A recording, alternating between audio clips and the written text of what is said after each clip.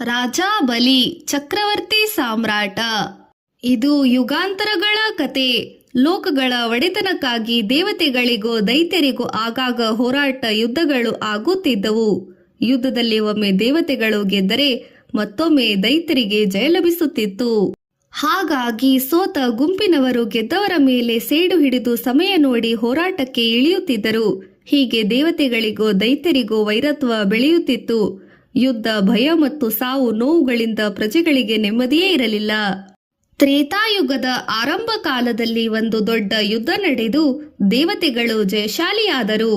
ದೈತ್ಯರಾಜನಾದ ಹಿರಣ್ಯಕಶಿಪು ಮಡಿದ ಮೇಲೆ ಆತನ ಮಗ ಪ್ರಹ್ಲಾದನು ಭೂಮಂಡಲದ ದೊರೆಯಾದನು.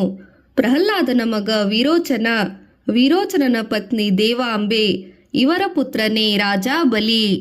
ಬಲಿ ಕುಮಾರನಿಗೆ ಅಜ್ಜನಾದ ಪ್ರಹ್ಲಾದನೆಂದರೆ ಬಹಳ ಗೌರವ. ಏಕೆಂದರೆ ಚಿಕ್ಕಂದಿನಿಂದಲೂ ಅವನು ಅಜ್ಜನ ತೊಡೆಯಲ್ಲಿ ಆಟವಾಡಿ ಬೆಳೆದವನು. ಅವನಿಗೆ ಸದ್ಗುಣಗಳ ಪಾಠ ಅಜ್ಜನಿಂದಲೇ ಲಭಿಸಿತ್ತು. ಬಲಿ ಕುಮಾರನು ವೇದವಿದ್ಯೆ ಮತ್ತು ಯುದ್ಧವಿದ್ಯೆಯಲ್ಲಿ ಪರಿಣಿತನಾದನು. ದೈತ್ಯ ವೀರರೊಳಗೆ ಅಗ್ರಗಣ್ಯನಾಗಿ ಬಲಿ ಎಂಬ ಹೆಸರಿಗೆ ತಕ್ಕಂತೆ ಬಲಶಾಲಿಯಾದನು. ವಿಂಧ್ಯಾವಳಿ ಎಂಬ ಋಷಿ ಕನ್ಯೆಯೊಡನೆ ಬಲಿಗೆ ಮದುವೆಯೂ ಆಯಿತು. ಪ್ರಹ್ಲಾದನು ಅವನನ್ನು ಯುವರಾಜನನ್ನಾಗಿ ನೇಮಿಸಿದನು. ಯುವರಾಜನಾದ ಮೇಲೆ ಬಲಿಗೆ ಒಂದು ಯೋಚನೆ ಹೊಳೆಯಿತು. ದೇವತೆಗಳು ನಿರಂತರವಾಗಿ ದೈತ್ಯರ ಮೇಲೆ ವೈರತ್ವವನ್ನು ಸಾಧಿಸುವುದರಿಂದ ದೈತ್ಯರು ಭಯಗ್ರಸ್ತರಾಗಿದ್ದಾರೆ. ದೇವತೆಗಳಿಗೆ ಸಮನಾದ ಯೋಗ್ಯತೆಯನ್ನು ನಾನು ಗಳಿಸಬೇಕು. ಆಗ ಮಾತ್ರ ಈ ಭಯವನ್ನು ನಿವಾರಿಸಿಕೊಳ್ಳಬಹುದು. ಇದಕ್ಕಾಗಿ ಬ್ರಹ್ಮನನ್ನು ತಪಸ್ಸಿನಿಂದ ಮೆಚ್ಚಿಸುತ್ತೇನೆ ಎಂದು ನಿರ್ಧರಿಸಿದನು ಬಲಿ. ತಪಸ್ಸಿಗೆ ಹೊರಟನು. ನಿರ್ಜನವಾದ ಅರಣ್ಯದಲ್ಲಿ ಬಲಿಯು ಕಠಿಣವಾದ ತಪಸ್ಸಿಗೆ ಕುಳಿತನು. ಬ್ರಹ್ಮದೇವನನ್ನು ಪ್ರತ್ಯಕ್ಷವಾಗುವವರೆಗೂ ಆತನು ಅನ್ನ ಪಾನೀಯಗಳನ್ನು ಮುಟ್ಟಲಿಲ್ಲ. ಚಳಿ, ಮಳೆ, ಗಾಳಿಗೆ ಹೆದರಲಿಲ್ಲ. ಅವನ ಘೋರವಾದ ತಪಸ್ಸಿಗೆ ಮೆಚ್ಚಿ ಬ್ರಹ್ಮನು ಕಾಣಿಸಿಕೊಂಡನು. ದೇವನೇ, ನನಗಾಗಿ ನಾನು ಏನನ್ನೂ ಬೇಡುವುದಿಲ್ಲ. ಆದರೆ ದೇವತೆಗಳ ಭಯದಿಂದ ರಾಕ್ಷಸರು ದುರ್ಬಲರಾಗಿದ್ದಾರೆ. ದೇವತೆಗಳ ಭಯವಿಲ್ಲದೆ ಹಾಗೆ ನನಗೆ ಇಂದ್ರತ್ವವು ಅಮರತ್ವವು ಲಭಿಸುವಂತೆ ವರವನ್ನು ಕೊಡು ಎಂದು ಬಲಿ ಬೇಡಿದ. ಬ್ರಹ್ಮನು ವರವನ್ನು ಕರುಣಿಸಿದ. ಬಲಿ ರಾಜಧಾನಿಗೆ ಹಿಂತಿರುಗಿದ.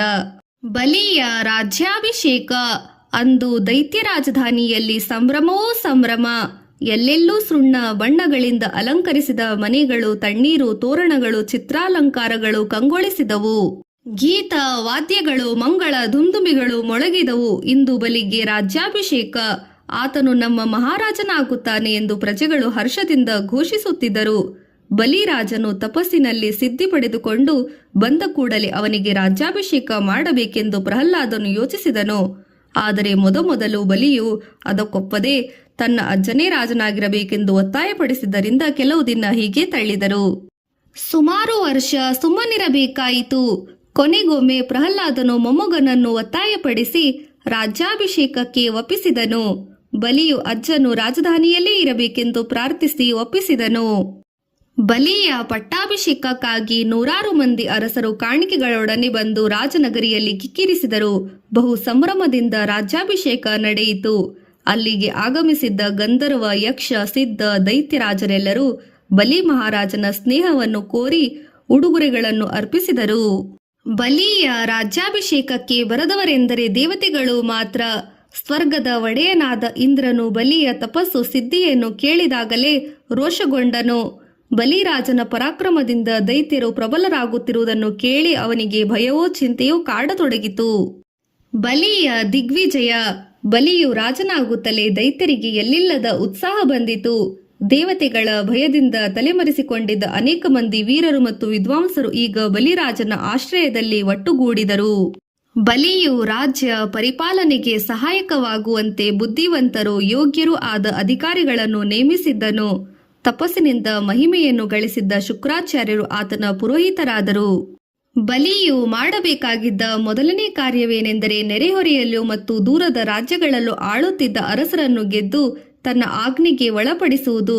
ಇದಕ್ಕೆ ಕಾರಣವೂ ಇತ್ತು. ದೂರದ ರಾಜ್ಯಗಳಾಳುತ್ತಿದ್ದ ಕೆಲವು ರಾಜರು, ಅರಸರು ಲೋಭಿಗಳು, ದುಷ್ಟರೂ ಆಗಿದ್ದರು. ತಮ್ಮ ಇಷ್ಟ ಬಂದಂತೆ ಪ್ರಜೆಗಳನ್ನು ದೋಚುತ್ತಾ ಹಿಂಸಿಸುತ್ತಿದ್ದರು. ಇದರಿಂದ ಎಲ್ಲೆಲ್ಲೋ ಬಡತನ ತುಂಬಿಕೊಂಡಿತ್ತು. ದುರ್ಬಲರಿಗೂ ಅನಾಥರಿಗೂ ಸರಿಯಾದ ರಕ್ಷಣೆ ಇರಲಿಲ್ಲ. ಕೆಲವರಂತೂ ಹಿಂಸೆ ತಾಳಲಾರದೆ ಊರುಗಳನ್ನೇ ಬಿಟ್ಟು ಹೋಗಿದ್ದರಿಂದ ಭೂಮಿಗಳು ಬೆಳೆಯಿಲ್ಲದೆ ಬಂಜರು ಬಿದ್ದಿದ್ದವು.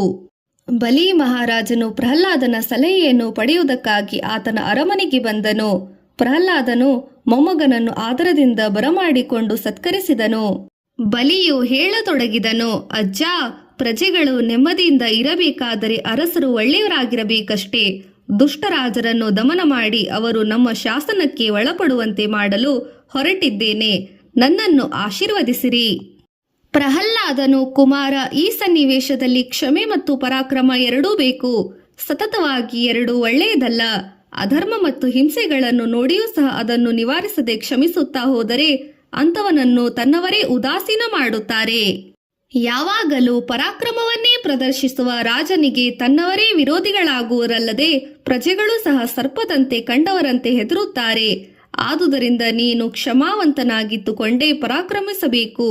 ದರ್ಪ ಎಂದಿಗೂ ಹಿತವಲ್ಲ ಎಂದು ಹೇಳಿದನು. ಆಶೀರ್ವದಿಸಿ ಪ್ರಹ್ಲಾದನು ಬಲಿಯನ್ನು ಬೀಳ್ಕೊಟ್ಟನು.